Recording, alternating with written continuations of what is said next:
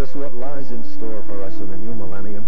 A massive collision with an extraterrestrial body, wiping out life as we know it in an instant. Or are there other dangers looming on the horizon? A major earthquake shattering entire cities and changing the map of the world forever. Will there be a catastrophic eruption from one or several of Earth's many dormant volcanoes, covering entire states in a deep layer of ash? Or will nature unleash its other destructive forces, like typhoons and hurricanes, smashing everything in its path?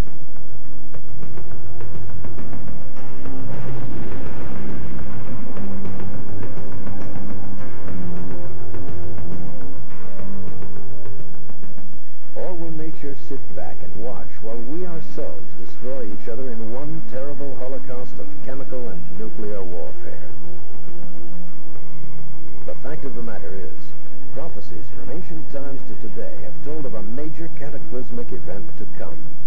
A disaster that will wipe out major regions on Earth, but leave mankind with enough resources to survive and enter an era of unprecedented peace and happiness.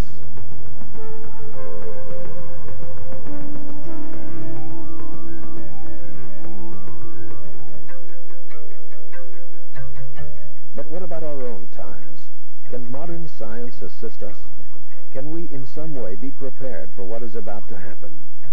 Where will technology take us? How far will medicine go in pushing the boundaries of life? Will new drugs wipe out the scourge of cancer and AIDS? And where is technology in all this? Can it help prepare our children and ourselves for what is to come? Will our children have a planet to live in? What does the future have in store for us?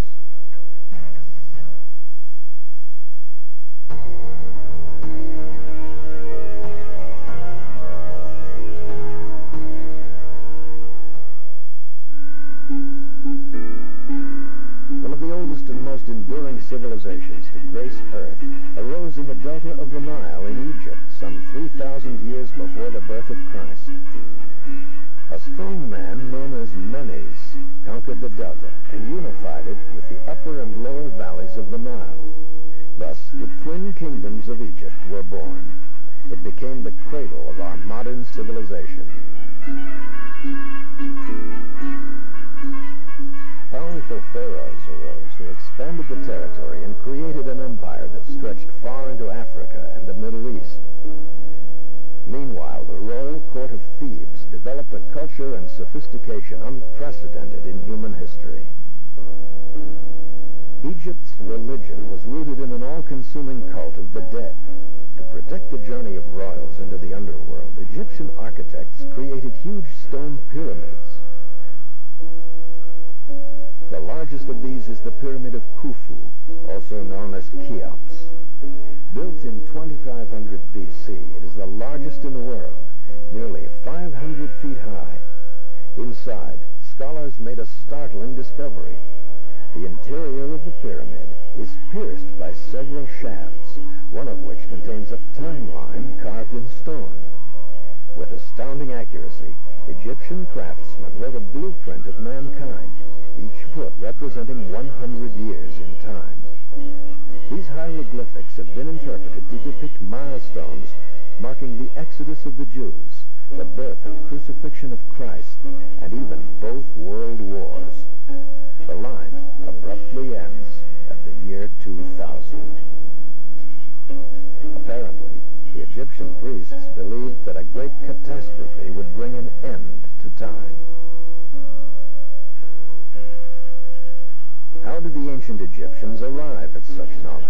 What is the source of their amazing civilization? Indeed, how could they develop the technology to build such massive structures in relatively so short a time, with such primitive means?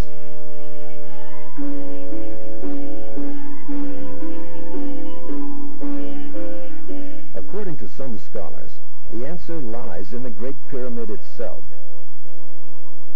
The shafts which connected the burial chambers to the outside world have been constructed in a very specific way. In fact, the shafts line up perfectly with the constellations of Ursa Minor, as well as with the most visible star group of all, the Belt of Orion. What do these mysterious alignments mean? Are they a gateway to the stars? Some scientists have gone as far as to suggest that the Egyptians were in touch with alien civilizations who provided the necessary know-how and technology for Egyptian culture and architecture. They theorized that the Egyptians were truly the emissaries of gods from outer space, privy to secrets and predictions of the future beyond our modern understanding. Could this be true?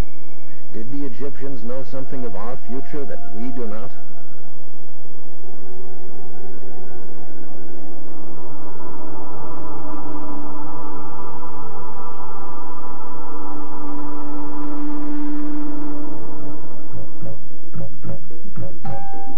Just as the Egyptian civilization began to flourish, a group of Central American Indians known as the Mayans settled in agricultural villages in the Yucatan Peninsula of what is today Mexico. By 300 AD, they too had developed a magnificent civilization in cities like Chichen Itza, Palenque, Tikal, and Copan. The Mayans also built pyramids which often bear an amazing resemblance to the pyramids of ancient Egypt. The Mayans lived by an advanced mathematical calendar called Tzolkin. It also contained a number of prophecies. This sacred calendar was carved on round slabs and can still be found on stelae and on temples throughout Mexico. The Mayans believed that there is a universal harmony to everything in life, that all situations and life forms are connected to each other by virtue of waves of energy. According to the calendar, the Earth will transition out of the range of wave patterns and encounter a cataclysmic event which will lead to a new era. This event will supposedly take place in 2012 AD. This great catastrophe will mark the beginning of a new period of 26,000 1,000 years. The Mayan time calendar is remarkably similar to the actual electromagnetic flow of waves around the Earth, discovered only in modern times. Is this a clue? The Mayan prophecy is remarkably similar to the one of the Pyramid of Cheops. Can there be a connection? Were the Mayans in touch with the same extraterrestrial sources of information that inspired the Egyptians? Whatever the answer may be, the Mayans held forth the message that the great catastrophe would lead to a new frequency of life with waves of great love and harmony. Much of the Mayan prophecy is reflected in the culture of another group of Indians who have lived in the American Southwest for thousands of years. The Hopi Indians' sole aim is to live in harmony with nature. They never fought in the Indian wars of the 19th century and preferred to remain true to their name and nature, the peaceful people. They believe that the Earth has passed through 3 different phases, and that today we are in the 4th world, which will lead to Purification Day. Scholars believe that the Hopi Purification Day is similar to our Judgment Day. There is thus a remarkable consensus across cultures that we are heading towards a major event in human history.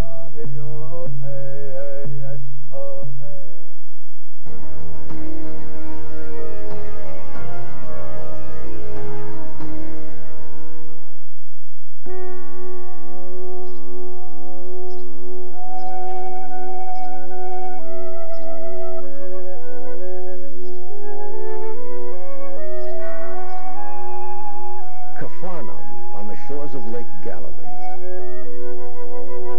2,000 years ago, a man from Nazareth preached here, speaking of a heavenly kingdom that awaited all who followed him. His name was Jesus, son of Joseph, and he changed the moral foundation of Western civilization forever. According to the Gospels, Jesus often spoke of a new world, a new kingdom on earth, on the heels of a series of disasters. And you will hear of wars and rumors of wars. See that you are not troubled, for all these things must come to pass. But the end is not yet, for nation will rise against nation, and kingdom against kingdom. And there will be famines, pestilences, and earthquakes in various places. The most detailed description of the end of time is written in the book of Revelations, also known as the Apocalypse, the last book of the modern New Testament.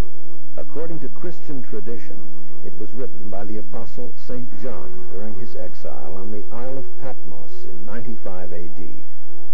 While some scholars believe that the Apocalypse was written specifically for the contemporary world of the 1st century as a prophecy for the imminent fall of the Roman world, Christians believe that it is a description of events that will accompany the end of time and the second coming of Christ. According to some, the revelations can be interpreted to mean that today we are living in a state of grace, albeit a shallow and deceiving one. In our era, we will witness the emergence of a new Antichrist, or as John described it. And he deceives those who dwell on the earth, telling them to make an image to the beast. He was granted power to give breath to the image of the beast, and cause as many as would not worship the image to be killed. It is then that John foresees the rise of God's wrath. The wrath of God is represented by the appearance of 4 horsemen, the first being the white horse of war, the second the red horse who destroys peace, the third the black horse of famine, and the fourth the pale horse of death. During this time of great upheaval, the Antichrist will help the restoration of the Temple of the Jews. Today, the temple area is dominated by the Mosque of the Dome of the Rock, a holy area to Muslims, Christians, and Jews alike, for it marks the spot on which Abraham was called to sacrifice his son Isaac. Of the Jewish temple built in the time of Jesus, only the western wall remains. It is today the holiest site of Judaism, where Jews come to pray. The restoration of this temple would be a very joyous event for Jews. but it would certainly lead to a major conflict with the Arabs. And he gathered them together into a place called, in the Hebrew tongue, Armageddon. And there were voices, and thunders, and lightnings, and there was a great earthquake, such as was not since men were upon the earth. We can pinpoint the very place where this last great apocalyptic battle would take place. Megiddo, the root of the word Armageddon. Megiddo has been a battlefield since the time of Ramses II, since it is located on a strategic crossroads between east and west, north and south. Scholars have interpreted John's revelations to indicate that the battle will be fought between an army from the north, 200 million in strength, with the 10 armies of the Antichrist. It will be the war to end all wars. The carnage will be dreadful.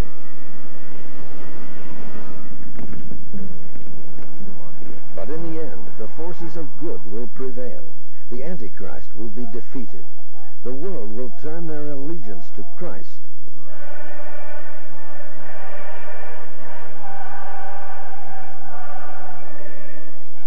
The world will enter 1,000 years of peace and harmony, marked by the second coming. When all the temptations of the earth will have been completed, then, as foretold, the Lord will finally appear, like lightning flashing in the sky, the holy, most pure, and glorious God of all.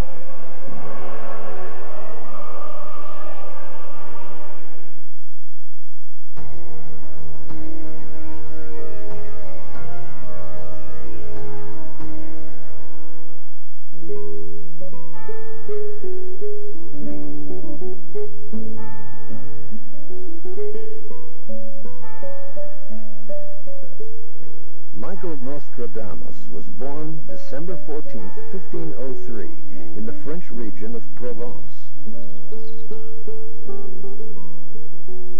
At the time, Europe was ravaged by the plague, and he traveled from one city to the next, gaining a high reputation for his compassionate treatment of victims of the plague. In time, he turned to astrology and metaphysics, and discovered a special gift. He could see glimpses of the future. He noted these predictions in a book in cryptic code which deliberately obscured their meanings so he might avoid being persecuted by the Inquisition. In 1555, he completed The Centuries, a book of more than 900 predictions about the fate of France and the world. Many believe he is one of the greatest prophets of all time. Nostradamus correctly predicted that the earth is round and moves around the sun, some 100 years before Galileo argued the same. He warned King Henry II never to joust, because he correctly saw that the lance of his opponent would kill the king by skewering him through his golden helmet into the eye and the brain. He also saw the rise and fall of Napoleon, whom he wrote about by name, and believed would be one of 3 antichrists. Nostradamus foresaw great turmoil in Russia, and spoke of a revolution that would topple the Russian ruler and bring to power a man we now know as Lenin. He predicted that Lenin would be succeeded by Joseph Stalin after an intense power struggle, and saw the emergence of the Soviet bloc as a formidable threat to world peace. Looking 400 years into the future, Nostradamus was shocked to see the vision of a great world war. Out of the steepest part of Western Europe, from poor people, a child will be born who with his tongue will seduce many people. The great squawker will be elected governor of the army. They shall pursue crosses of iron, topsy-turvy. Liberty will not be regained. It will be occupied by a black, proud, villainous, and unjust man. The greater part from the fields against Hister in an iron cage. The great one will be dragged. Nostradamus referred to this man as the second Antichrist, and by the name Hister, we now know that he was referring to Hitler. When the German child shall observe no law, the third premier, worse than ever did Nero, shall see the spilling of brave human blood. Benito Mussolini was a flamboyant reincarnation. The Roman power will be forcibly defeated. His great neighbor will follow in his footsteps. Secret and civil hate and conflicts will stop the buffoon's follies. Nostradamus saw battles taking place in the sky, on metal ships, and underwater. The invention of aimed flying fire will greatly trouble the besieged chief. There will be much sedition within. The abandoned will despair. There will be horrible tumult within the isles. Only the sounds of war will be heard. The assault of the plunderers so great that they join together in a great legion. Even more astounding are his predictions of JFK's presidency and assassination. The great man falls by the lightning in the day, and evil foretold by the postulant one.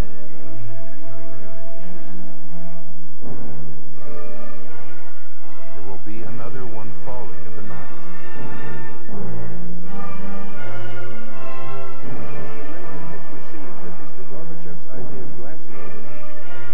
These scourge being passed, the world shall be made smaller, peace for a long time. Everyone shall go safely by air, land, and sea. Florida, American astronauts landed on the moon. And then he will come to take himself to the corner of Lunar, where he will be taken and placed on a strange land.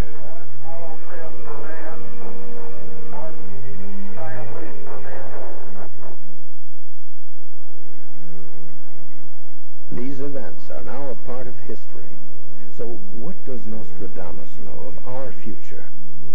The most frightful and relevant prophecy is his prediction that by the end of this century there will be a great and final World War III in the area east of Palestine and Syria, which remarkably coincides with the Book of Revelations.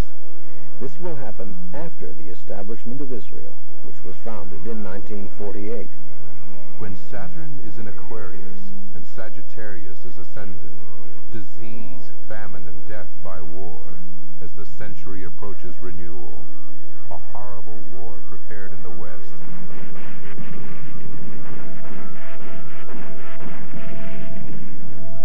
A year later, pestilence comes. Nostradamus saw that by the 1980s, the third Antichrist will be amongst us. He shall rise in the east and will seem like the Messiah at first, but will be responsible for nuclear war and the worst chapter in human history.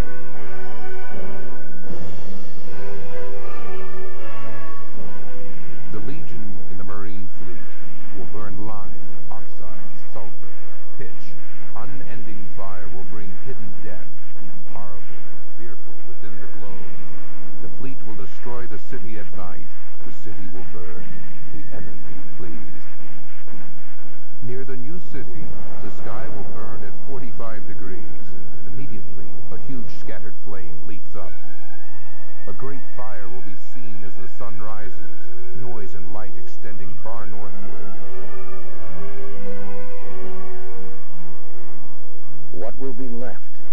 After the end times have occurred, Nostradamus foresaw that the millennium will be a joyous return to the golden age.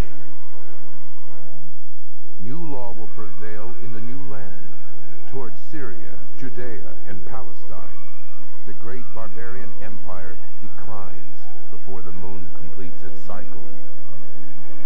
Humane realm and angelic offspring causes lasting peace and unity. War subdues under its control.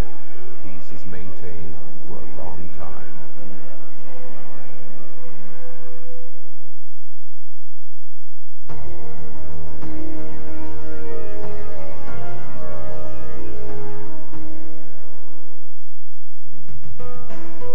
With all of these chillingly accurate forecasts, how much can be true for our future? The Cold War has now come to an end. For 50 years, the superpowers fought each other in every corner of the globe. The wall came down, and Eastern Europe was set free. But a new threat has surfaced. Regional wars, terrorist acts by smaller countries, and fanatical rebel groups who have amassed nuclear weapons through the black market, the internet, and secret international trades. Many countries are now turning to other, less complex weapons of mass destruction. They have developed biochemical weapons and new diseases for germ warfare. Anthrax, deadly viruses and gases which could annihilate entire cities. In many ways, the Persian Gulf War was a rehearsal for a greater war in the Middle East that many believe will be the true Armageddon. The Cold War may be over, but nuclear missiles are still among us. The United States is upgrading its arsenal just as its older missiles are destroyed under the terms of the new START Treaty. The New York Times estimated that even if all treaties are ratified and acted upon, the United States would still have over 2,000 nuclear warheads poised on Russian cities by the year 2008. Russia and its fluctuating tide of politics still has a formidable array of nuclear weapons itself.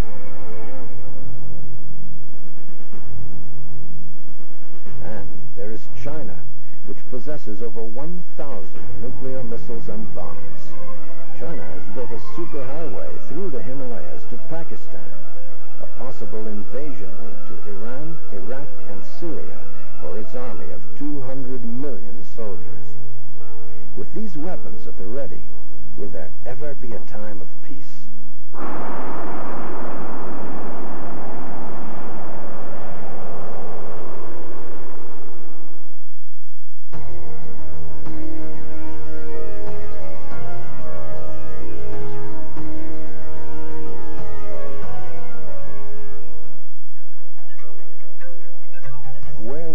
Advancement of modern science lead us?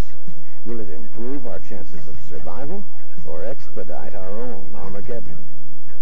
The latest developments in gene therapy have raised the ethical question of whether man should play God. Well, genes are the set of instructions that are in our cells that direct all of life. There are genes in human cells, there are genes in pine trees and mice. Every living thing has a set of instructions that are called genes.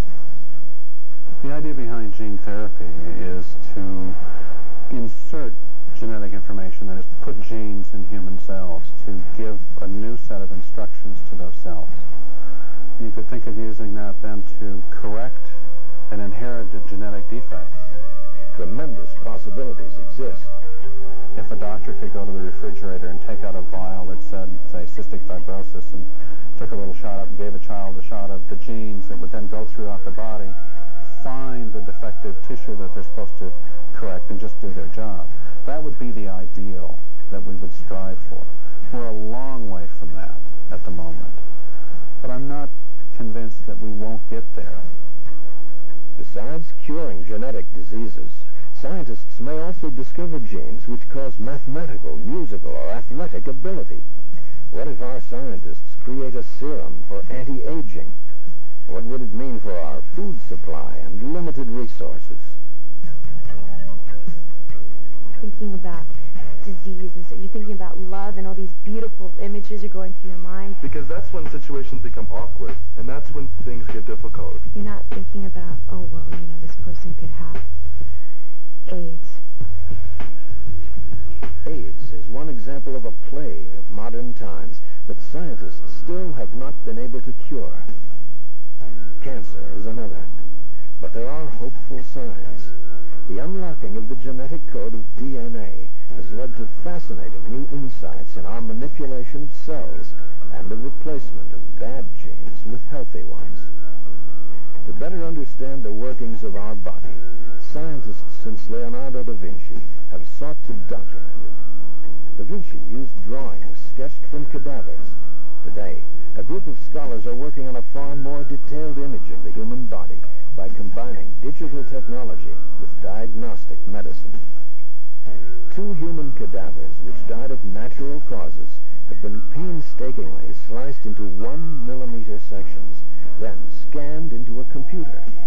The result is a fascinating composite of the human body, which students and doctors can analyze through every layer down to the bone. For the first time, we are seeing lifelike internal and external images of a healthy body. The skeletal system, the muscles, the blood vessels, any part of these digital cadavers can be seen from any angle.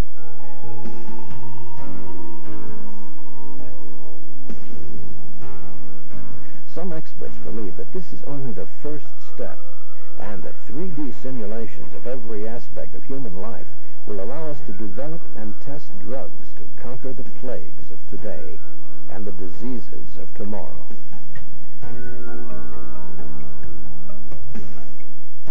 Meanwhile, the same promise of a virtual reality is dissolving the boundaries between reality and imagination in other areas as well. What sets NASA apart in this current climate is that we aren't looking at the mainstream applications of this global activity, which tend to be entertainment and video games. We're more looking to how to use this for scientific visualization.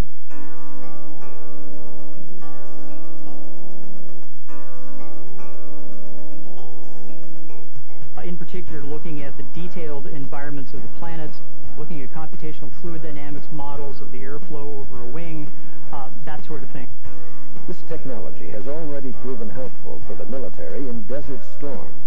It is a powerful tool for visualizing spaces in design and architecture. One day, our buildings will be created entirely in cyberspace before the foundations have even been laid. Modern technology will help us organize information better, but the advent of 3D realism and video should also help our children to learn and understand better than with conventional educational methods.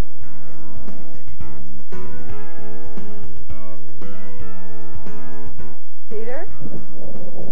Hi. Hi. Listen, I am totally stumped. I have this great unit on growth and nature, but I'm having a heck of a time really driving the point home. What are you looking for exactly? Well, Apple Computer has developed a number of simulations that suggest how we may communicate with one another in the future.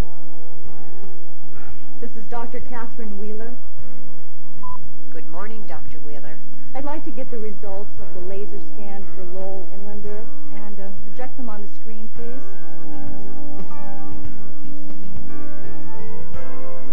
Technological advancements like these will improve our quality of life, provided they are used for the right means.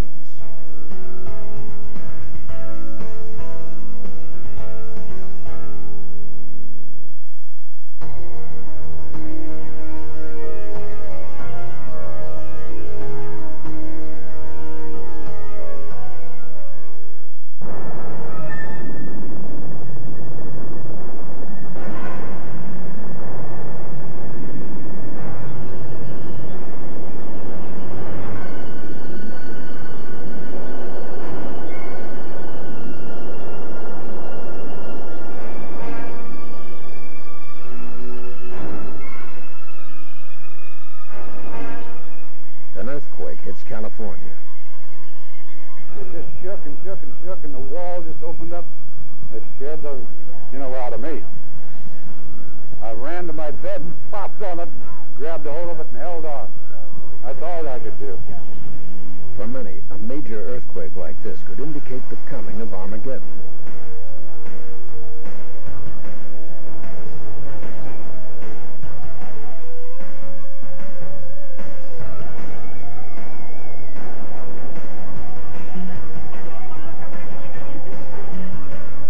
The theory that the Earth is connected by a series of tectonic plates means that a quake in one area will cause disaster in another.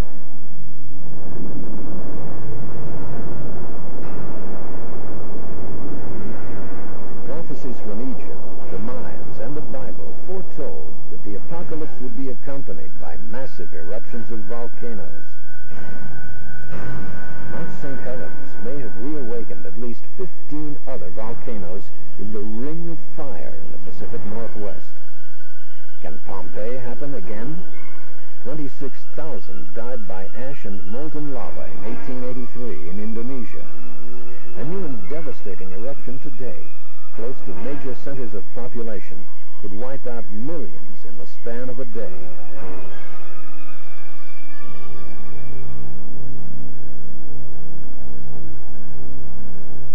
What is the condition of our planet? How has pollution of our cities, our oceans, and our air affected our ecosystem? How long can our planet suffer the combined effects of the depletion of resources and the accumulating piles of garbage and waste? Has pollution depleted the ozone to the point where we will suffocate in our own waste or develop cancers from too much sun? All right, well, here's where we stand. Right now, the eye just hit landfall about 120 miles south of Brownsville. The weather phenomenon known as El Nino has come close to causing the catastrophic flooding and damage described in John's Revelations. Hurricane Condition 2 is now in effect. Evacuate all housing now.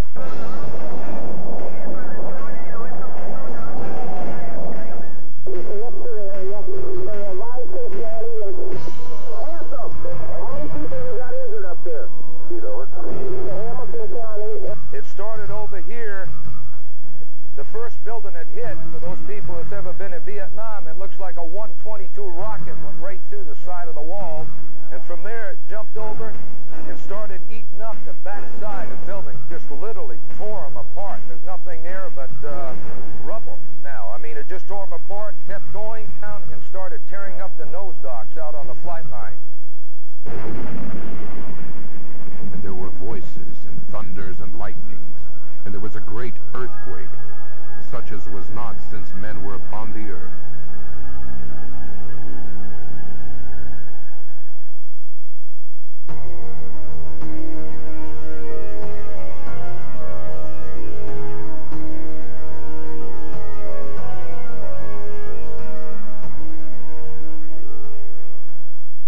Cannot swords be turned to plowshares? Can we and all nations not live in peace? In our obsession with antagonisms of the moment, we often forget how much unites all the members of humanity. Perhaps we need some outside universal threat to make us recognize this common bound. Many believe that the only three things which could unite the entire planet are an alien invasion, the second coming of Christ, or the common threat of a massive asteroid bound for Earth, spelling doom for mankind regardless of color, creed, or race. In March of 1998, scientists predicted that in the year 2028, a mile-wide asteroid would bypass Earth by a mere 30,000 kilometers. A very close shot that could easily lead to a catastrophic collision. When the news was greeted with disbelief and shock throughout the world, other scientists quickly refuted the claim, saying that the margin was actually 600,000 kilometers, making the chance of a collision remote. How real is this threat? Each day, large meteorites form a large asteroid belt halfway between Mars and Jupiter, approach our planet. Most, but not all, burn up harmlessly in the Earth's atmosphere.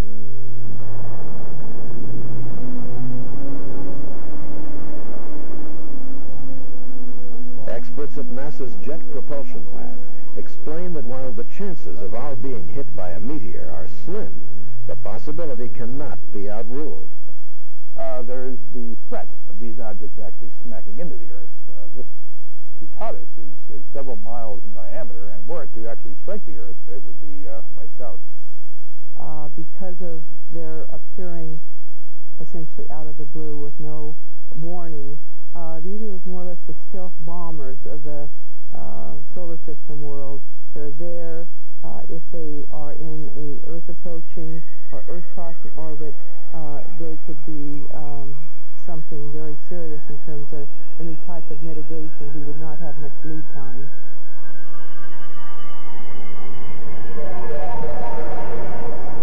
The surface of the moon is a vivid example of the scourge of meteor impacts. The Earth, too, was once pockmarked with craters, but tectonic shifts and growth have since erased these scars. Except for a few. 5 million years ago, a meteor struck what is now the Yucatan Peninsula, creating a crater so vast that its radius spanned 1,000 miles, and tidal waves reached as far as the islands in the Aegean. The smoke and fire resulting from the explosion extinguished all life, including the dinosaurs. A similar impact occurred in Arizona, leaving what is today the most intact example of a meteor crater on Earth. One of the most powerful but least known incidents may have occurred as recently as 1917 in a remote part of Siberia.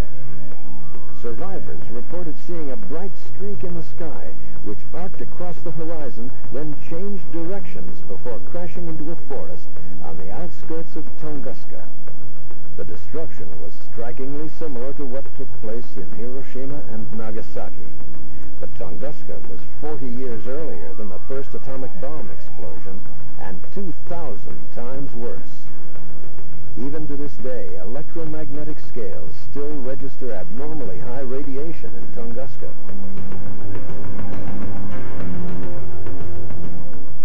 Since there is no evidence of a crater, scholars believe that the meteor burned up in the atmosphere. In recent years, we witnessed the spectacular appearance of a group of comet fragments known as Schumacher-Levy and Hale-Bopp. They came close to our atmosphere, but their trajectory ultimately led them on a collision course to Jupiter. Despite Jupiter's giant size, the impact created huge explosions which visibly changed the surface of the planet.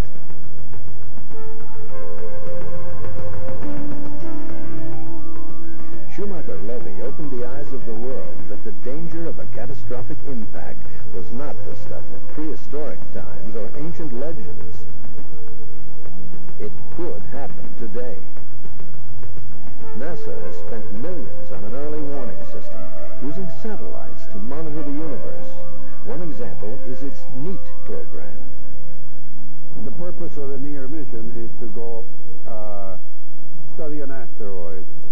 Why do we need to study an asteroid? Asteroids are considered to be parts of other bodies where they came from, and they relate eventually to the origin of the solar system. They're extremely interesting scientifically in the sense that they represent the leftover bits and pieces from the early solar system formation process. So if you want to study our origin, you want to study asteroids, because they're very close to the Earth. So NEAR will be launched in an orbit that will take it to the asteroid 433 Eros, and it will spend there almost a year orbiting this body while we study it, both from the surface point of view as well as from the interior point of view.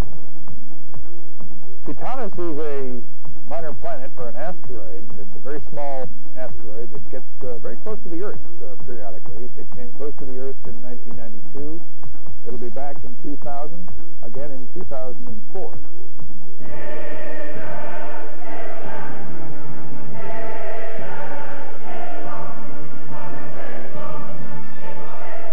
What can we do? One theory holds that if a large meteor were on a trajectory towards Earth, a nuclear-armed satellite could be sent into space to destroy the intruder.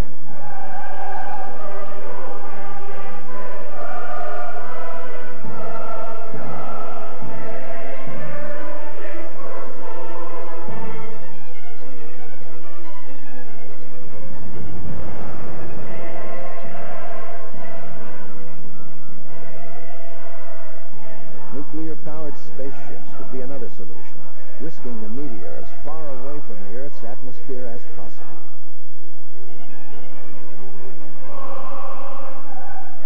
At the same time, space could provide mankind with an opportunity for colonization, providing a refuge from the ravages of war, pestilence, and conflict.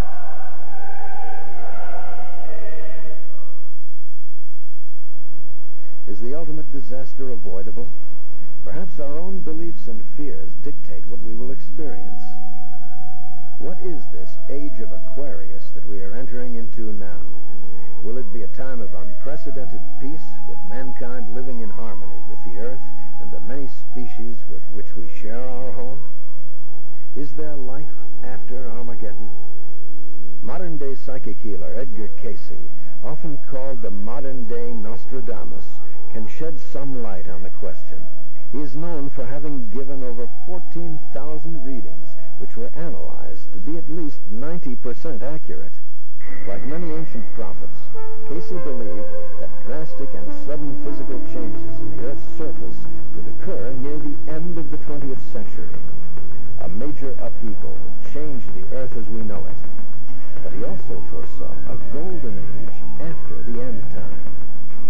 If Armageddon and the third Antichrist are upon us, perhaps it is a new spirituality that will help people find inner protection as they eagerly await the next millennium. New law will prevail in the new land, towards Syria, Judea, and Palestine. Humane realm and angelic offspring causes lasting peace and unity.